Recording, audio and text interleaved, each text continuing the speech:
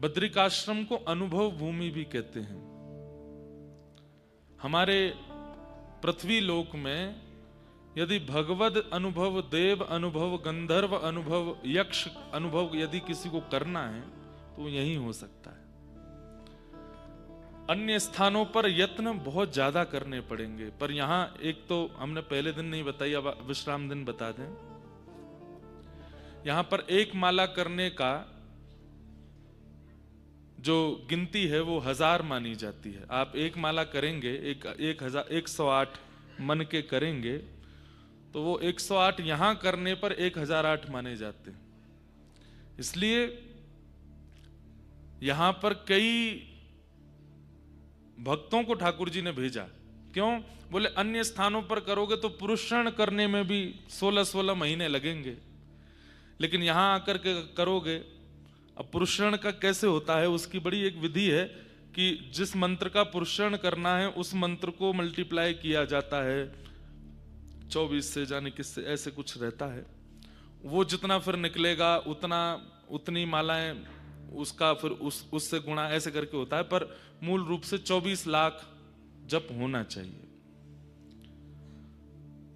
सामान्य से सामान्य व्यक्ति अगर अत्यंत सूक्ष्म राम नाम और राधा नाम भी अगर पूरे दिन करेगा तो 1-1.5 लाख से ऊपर नहीं जा पाएगा।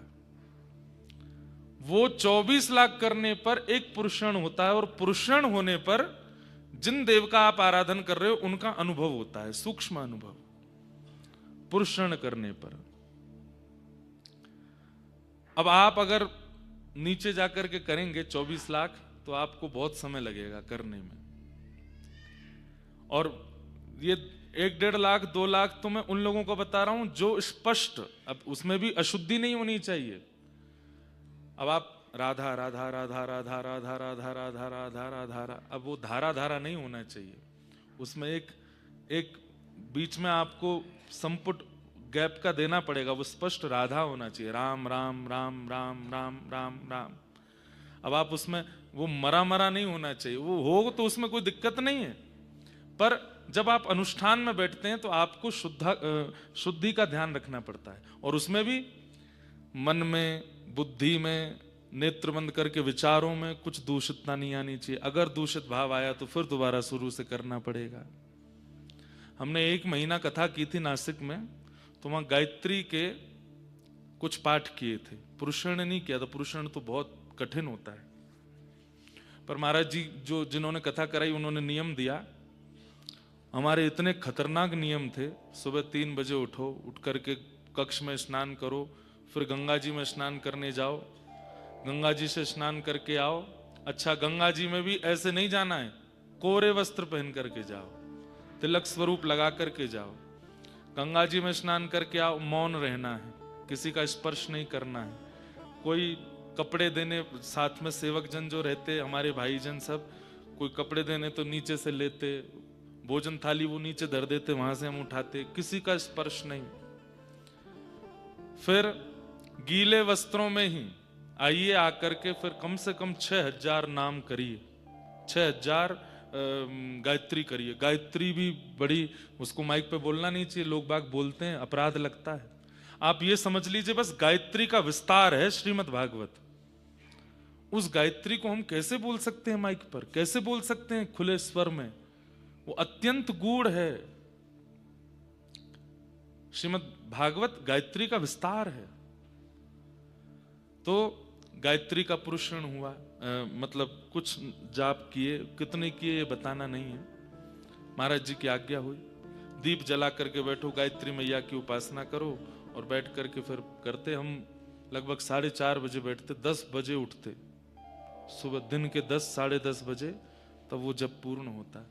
उसमें भी महाराज जी ने नियम दिया, अगर पलक झपकी तो अब 1500 हो गए, वो पलक झपक गई, नींद आ गई, तो फिर दोबारा से करना पड़ेगा, नहीं तो वो खंडित हो जाएगा।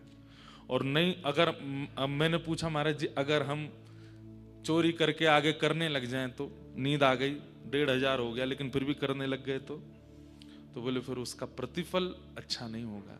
देवताओं को गरज नहीं पड़ी कि आप उनको पुकारो, लेकिन अगर आप उनको पुकार रहे हो तो उनकी अनुकूल परंपरा और उसकी शुद्धता से रहो। मैंने हमारा तो गिरिराज बाबा ही ठीक है, वृंदावन वाले ही ठीक है, हम बुरो ना माने, गुस्सा ना होवे, कछु ना, कैसे करो सेवा, लेकिन अब करना है एक बार, वो भी अनुभव होना चाहिए।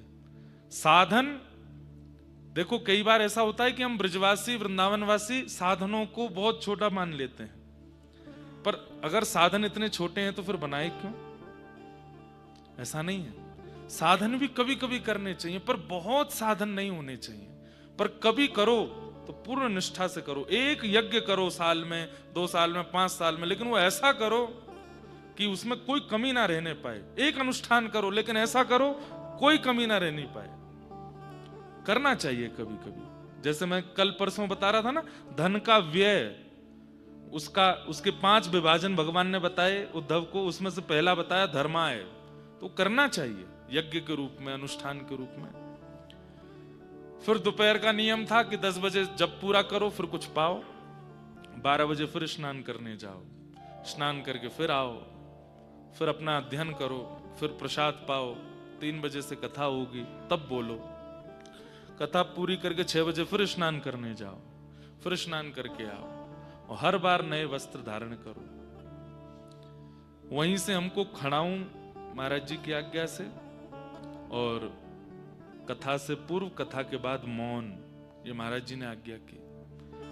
उस जाप में हमने कई आचार्यों का दर्शन किया जो प्रत्यक्ष रूप से पृथ्वी पर नहीं है।